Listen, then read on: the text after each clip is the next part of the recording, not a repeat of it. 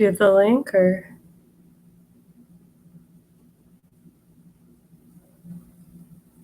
Oh, I see. Cool.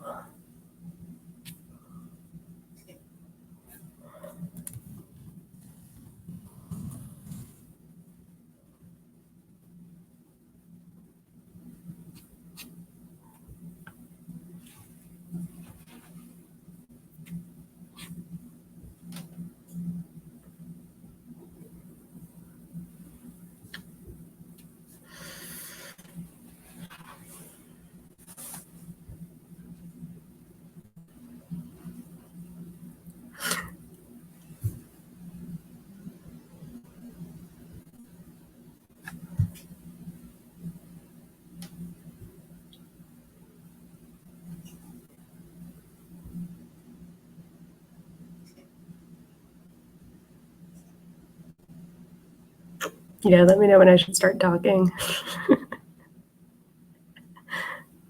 Yeah, we have 1 minute, so people are still joining. And we're going to start very soon.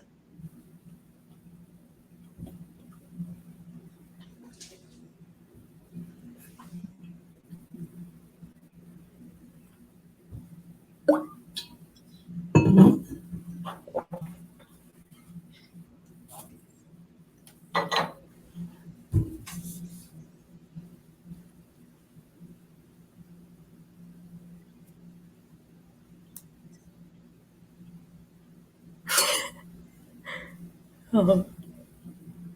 That's cute, isn't it? Did you do that? People watching the session can actually react. So they can send us hearts and thumbs up and some other reactions. Yeah, thank you for the live demonstration. So maybe it's a good moment to start. We are on time. So hi, everyone. Welcome to the last AMA of ICFP 2021. And I'm Hanali, and I'm very happy to bring Talia Ringer to talk about SIGPlan mentorship program.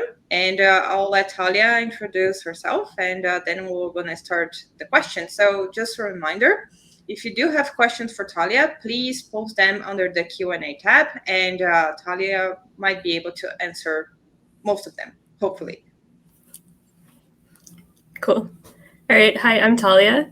I am a new assistant professor now at the University of Illinois at Urbana-Champaign.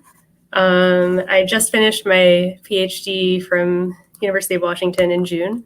My work is all on proof engineering, tools that make it easier to develop and maintain verified systems.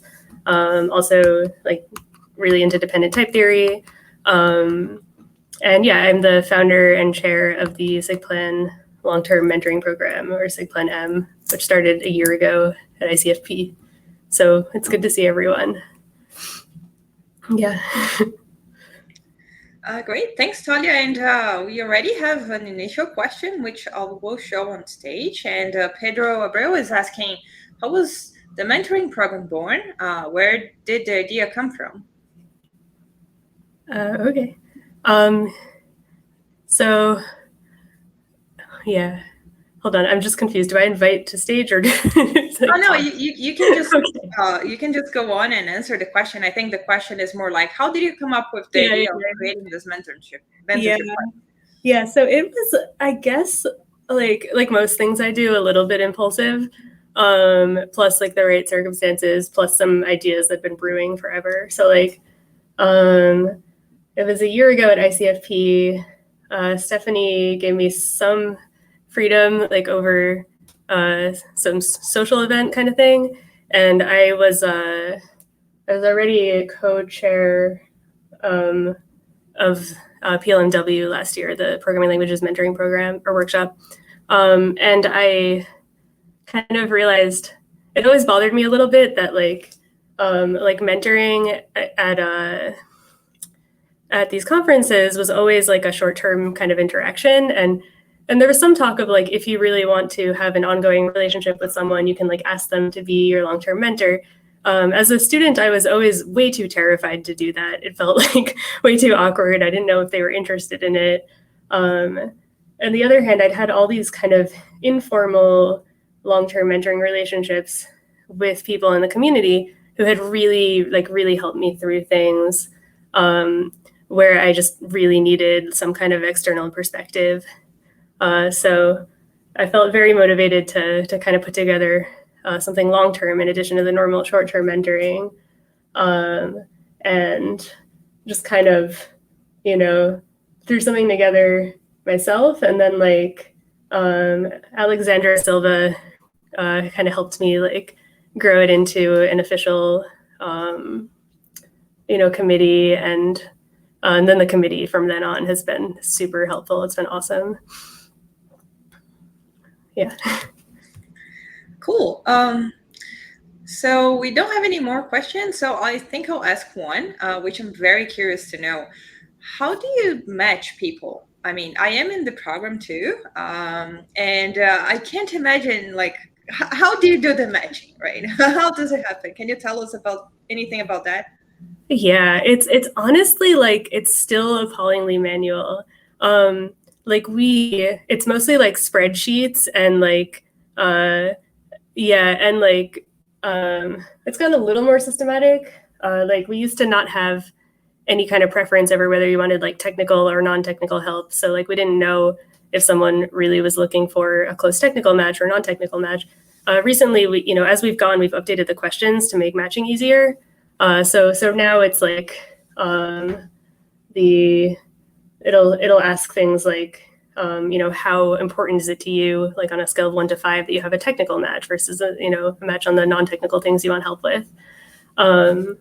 So that's been super helpful, but we don't have any kind of automation there yet. It takes a really long time to get buy-in from the relevant parties at ACM to then get or it's SIGPlan to get help developing a system that has the right features, and that'll happen eventually, but it'll take time. We did find someone for that, but it's still going. So yeah, right now it's we have a big operations team, and that team will kind of split up into we'll take the registrants for each conference who clicked that they wanted long-term mentoring, and who signed up, and each of us will try to do a certain number of matches depending on how many people sign up for the conference. It's usually between 5 and 10 per conference for each of us. But it's still super manual. Even the email, the emails that result are manual. So yeah, I mean, I'm hoping we'll get some more infrastructure going forward, because that's been hard. But on the other hand, I think the personal touch and matching is important. So I really think I want infrastructure just for the things sending out all those emails and maybe showing likely matches or something like that. Yeah, and we coordinate by Slack, which has worked really well. Well, that's impressive. So thanks a lot for all your work. I believe there are many mentees watching this session. So yeah, that's impressive. So let me show another question on the stage, which is from Alan. Alan asks, PL Twitter seems very nice compared to the horror show that people say regular Twitter is like. Any idea why? Interesting. Oh, I don't know. Yeah, I mean, I just think it's a nice community. It's just a good community of people. I don't have that much else. I just like the community. It's good. Very helpful group of people. Yeah. Well, Alan, I'll mark this one as answered. If we have time at the end, you might join us on the stage, and you can clarify some things about this one. So I'll move to another question. So how does long-term ICFP mentoring work? What are the usual interactions between mentor and mentee? Oh, interesting. Yeah, so I mean, at this point, it's not just ICFP. It's all through SIGPlan, and each conference kind of funnels people into the program. But you can actually sign up any time of year, although we're much more efficient like when it's a conference that you sign up. Yeah, so like by default, each mentoring relationship lasts about a year. So after 1 year, we kind of make it really easy for mentees and mentors to stop being paired with each other, just so that if people don't like feel comfortable kind of breaking it off earlier, especially with like power dynamics, it makes that easy. But you can also renew if it's mutual, then we'll rematch. If it's not mutual, then like we take care of that part. And then it's a pretty wide range, I think, of how mentees and mentors interact and how often. So like I try to be so I wanted to be really flexible because I think it's not like a one size fits all thing. But the first meeting is always supposed to be about like setting up those norms. So the guide kind of tells you like, here are things you should discuss in your first meeting to kind of figure out like what this relationship, should look like. So yeah, I mean, I guess my first like 3 mentees that I had, because I also will mentor people through it. I think, 2 I was meeting with, actually at some point I had 4, but yeah, I would meet with them once a month with 2 people for like half an hour, which I think is fairly standard. For one, it was like just as needed by email, and then for another, it was like, one mentee didn't like taking initiative, so I would contact the mentee every month and kind of ask like, how are you doing? And then, and this is what what the mentee wanted, and then we would meet if it made sense. Yeah, so yeah, it's like really up to each pair. I will check in. It used to be once a month. I think the overhead of this was too high, so it's roughly once every 2 months now. I'll check in with everyone and just like give people an opportunity to talk about how things are going and kind of help them like debug things that they're not sure about. Yeah. Great. So I think we have another question here from Julia. Is there a collection of resources or guidelines for mentors? Do you collect feedback from mentees on how mentoring is going? Oh yeah. Yeah, so the guidelines that we send out to everyone after we make a match, which has a bunch of things at the top of like, here's how you here's what the relationship could look like, etc. It also has a long list of resources at the bottom, including some different like guides that to mentoring, that people have kind of helped me kind of crowdsource. And then there's like the SIG-Plan M specific guidelines of like, it should last a year. Like here's what you talked about the first time. But then there's also a whole bunch of resources. Resources are also things like like what's it called? I don't know, like REUs, like programs that people can apply for if they need funding or if they want to do research with someone. Different like conferences and workshops in the community, things for dealing with like tougher issues, like if you are dealing with like abuse at work, how do you deal with that? And there are some resources there. So that's all in the doc. I don't know how widely read that part of the doc is. I think maybe I should move that onto the main part of the website or something. Maybe that would help. Yeah, as far as feedback goes, I do check in with everyone, but I haven't been. It's mostly for like helping people fix things about their relationship. Like communication problems are very frequent. Like if one person might like they might interpret a lack of response from someone as I'm no longer interested, while the other person is just busy and needs like 4 reminders, which is pretty common for faculty. So kind of like bridging these things like becomes surprisingly important. And then rematching if it's necessary, although we're pretty slow at that because it's pretty difficult. I think right now we don't have like a formal like kind of survey, but Alexandra Silva I think was working on one. So it would be really interesting to measure kind of long-term impacts. I think for me, I've mostly been going off of like people's anecdotes, but obviously there's a bias there where like the anecdotes people tell me are probably going to be the better ones, and maybe I don't know what else is happening. So yeah, I hope we get that out soon. Cool. So maybe we can move to the next question that we have here, which is from Archon. He asks, have you ever heard from someone opposing to the mentoring program? What were the arguments and your responses? I can imagine one argument. This could sour a relationship between the student and their academic advisor at their university. Yeah. I think that exact argument did come up at first. I don't think it was so much in opposition to the program as much as like you should be really careful.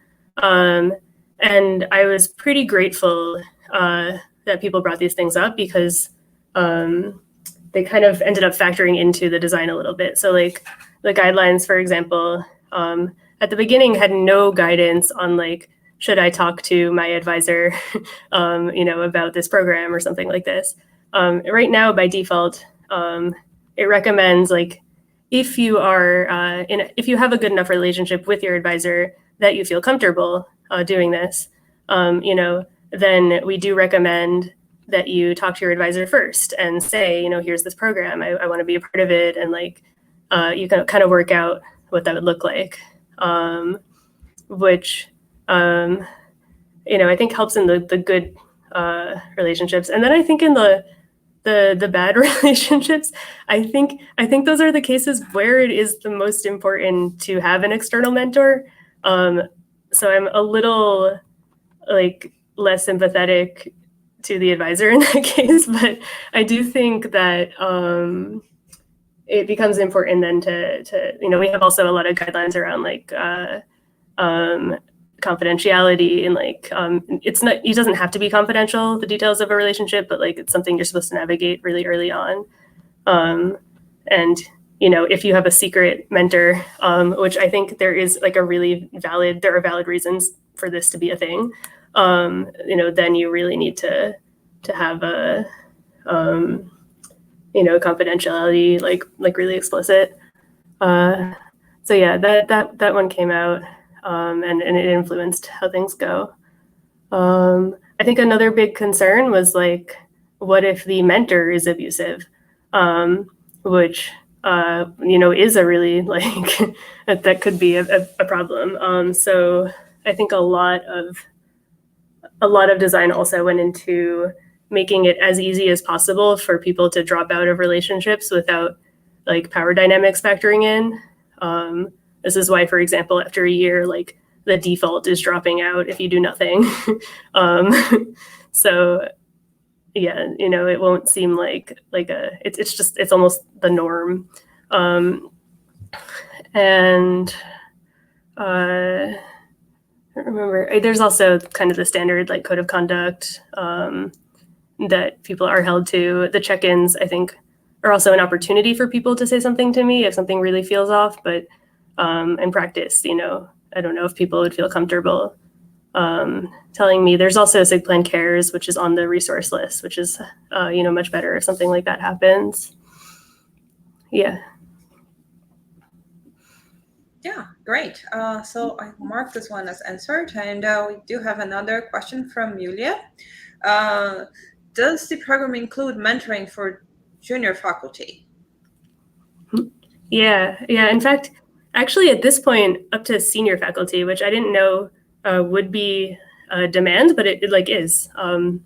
Turns out pretty much anyone at any point could like use a mentor in the career, and it becomes harder and harder, I think, over time to like find a natural mentor. I think one thing about junior faculty is that sometimes it's much harder to match. Like there's just a smaller set of people to work from to begin with. And then you often need to know more about like individual situations. Sometimes the things that people want are a lot more specific at that point. So yeah, I mean, a big thing, I guess two things helped there. One of them is like when we were kind of enriching the like questions that we asked, we started asking for like explicitly like, are you okay mentoring junior faculty? Which earlier we had to kind of reach out on a case-by-case basis, which is way too hard. And then the other thing is we have an advisory board, and the advisory board is a lot more senior than operations team and than I am. And like frequently, in the Slack, I'll go and I'll be like, this junior faculty, like, wants a match. I don't know if there's a good person. Do you know anyone who'd be a good fit? And sometimes they'll go and like recruit people, like help us recruit people into the program. But there are still some matches where we just like had too much trouble it was just like it's been too hard to match, and like we're still trying. So yeah. Great. I will mark this one as answered. And before I go back to Alan's next question, I do have a very short one, which I'm very curious. As a random fact, has anyone been asked to be matched with a particular person, and a particular person has asked to be matched to that person? Like, double arrow. Interesting. I mean, if you count renewals, of course, like after a year. In terms of like on a first try, I don't know. I had one person request me this year, and I had an open spot, and I was like, yeah, this person is a good match. Cool. But it's kind of weird because I'm like in the, I can, I haven't had that usually happen like out of the blue. I think, and sometimes there's communication about it. Like people will talk to each other, or they'll ask for, to recruit someone or something. Cool. I was just very curious. So let me move to the next question from Alan. Have you seen much mentoring from industry? Yeah, so it's interesting. I think at first this was really hard. And it was hard because I think my community was biased towards academics. And we tried really hard to build a board of people who, have some industry involvement, but it still was it was a little hard. Eventually, I just ended up kind of figuring out like a couple contacts in industry that could, well, at least in the big companies, it seems really easy to get like a lot of people. So like I think Jeff Dean at Google just like emailed just like all the people on programming language related like lists, and like cool, suddenly we have a bunch of Google mentors who can do like PL machine learning stuff, which was like a really high demand. Microsoft Research, I had emailed, like the Rise team really like rose up. Sorry. And like kind of, it really helped out. So that's been good. And there are people at every conference from smaller companies as well. So it's been good, and it's been really helpful because there are a lot of mentees who really want industry connections. There's a really high demand often for like people who kind of came from industry back to academia, or really like either of these directions. So people who have experience with both are like super high demand mentors. So if we can find more of those, that'd be really, really helpful too. Cool. So I'm going to mark this as answered and move to the next question. Following up on Julia's question, so at a given point in time, does someone can be both a mentor and a mentee? For example, junior faculty mentoring an undergrad while being mentored by a senior faculty? If yes, has this happened before? Yeah, this is actually extremely frequent. I think people at first felt kind of weird about it, but I tried to make it like as much of a norm as possible. I think it makes people like, I mean, it makes people feel good for one, because like if you take a mentor and like you feel like you're really contributing back, which is really nice. And you know, it like lots of people can contribute back. So I really appreciate everyone who has done this. And yeah, I mean, I also do this. Like, I didn't mean to take on a mentor. I had someone like volunteer, and then I just added it in through the program because they were already mentoring there, and like that's been fantastic. So, yeah. So I'm going to mark this one as answered and move to the next question. So Artem asks, some part of mentoring seems field agnostic. Have you thought about pushing this idea beyond SIG plan, for example, to a CM level, to get access to more mentors? Yeah, that's interesting. I think I want kind of more like a. So I really do want this to spread, but I'd really like more of like a federated approach.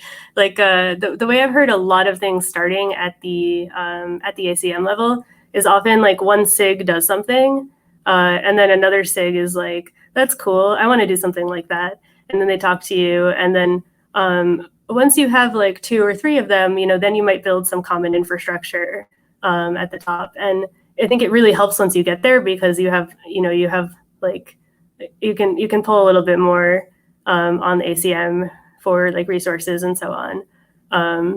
So I'd like to get there. I think so far Sig Arch was working on something similar. I'm not sure about the other SIGs. Cool. So I'm going to mark this one as answered, and there are no more questions, but I do have another question for you. I'm sorry. So have you ever heard of any case of mentorship that ended up being a collaboration, or I don't know, people publishing papers together and the relationship started at the mentorship program? Yeah, I think there were even some cases where like people became like the student of the mentor, and then you know we need a match with a different mentor, but it's like it's still cool. Yeah, I think there have been some collaborations. I try to make sure that's really explicit in some way, because like I think most mentoring people expect a much like lower load. So like it's definitely something that people need to talk to each other about. But mentees often do explicitly request something like this. If a mentee requests it and the mentor is not up for it, I do often recommend the mentor just like works connections, like you know, help them find someone who could be part of that collaboration. And I think there's also been a lot of success with that kind of thing. Cool. So another question came in. So Vladimir asks, do you have a feel whether it is introverts or extroverts who primarily participate in the mentoring program? That's interesting. Yeah, I mean, I'm not sure. I think for different people, you'll often need different communication norms, and it can be hard. I think if there's mutual understanding of like how each person communicates, it's okay. Sometimes you end up in situations where like you know, both people are afraid to reach out to each other or something like this, or you know, one person wants a lot more interaction than the other person is like able to handle. I think the check-ins really help with this, though. I do feel like there is like just a lot of diversity in in like introversion and extroversion of people who participate, at least on the mentee end. I'm not sure as much on the mentor end. Yeah, and I do try to make it very easy to kind of minimize, like, yeah, to do things at your own pace if you need to. Cool. So I'm going to mark this one as answered. I don't see any other questions coming to the Q&A tab. So maybe we're also reaching the end of the session. So Talia, is there anything you want to share? Anything you want to say about the program, about general advice? Anything you want to share in general? So Yeah, we do have one more, but now, but yeah, I mean, I guess in general, I guess while we have a little bit of a lapse, I just super want to thank everyone who has participated in any way or even like helped spread the word. It's just been, yeah, it's unreal to see some of the numbers, like how many mentors we have, how many mentees we have, the whole board. It's awesome. Cool. So maybe we can tackle the very last one, and then we're going to thank Talia with a lot of hearts. So question from Yulia. How does outreach work at this point? PL conferences plus Twitter, or is there also universities involvement? Yeah, it's like really mostly the conference registration forms will have the biggest funnel into like mentors and mentees. And then so we just have check boxes now that just show up on every form. Yeah, there is Twitter, there's social media. Through the like recruitment channel, we will often contact people in like specific groups that we things like, at least for mentors, or we're looking for like industry mentors or something, then we will contact people about this. But I don't think there is any like university involvement right now. And I think on the mentee end, yeah, I've kind of been trying to just piggyback off of PLMW, because like PLMW is very deliberate about the about reaching out to those communities and trying to get people to register. And I'm hoping that, like, by being a part of the registration form, although it kind of depends on how PLMW registration works in any given year, by being a part of that, then we can, piggyback off of their recruitment, which I think has worked pretty well so far, but it's hard to know like what I'm missing that way. Cool. So unfortunately, we're running out of time. So let's thank Talia for the participation in this AMA. Thank you so much, Talia, for being here and for organizing this fantastic program. Yeah, thanks. And thanks for hosting. And thanks for all the questions.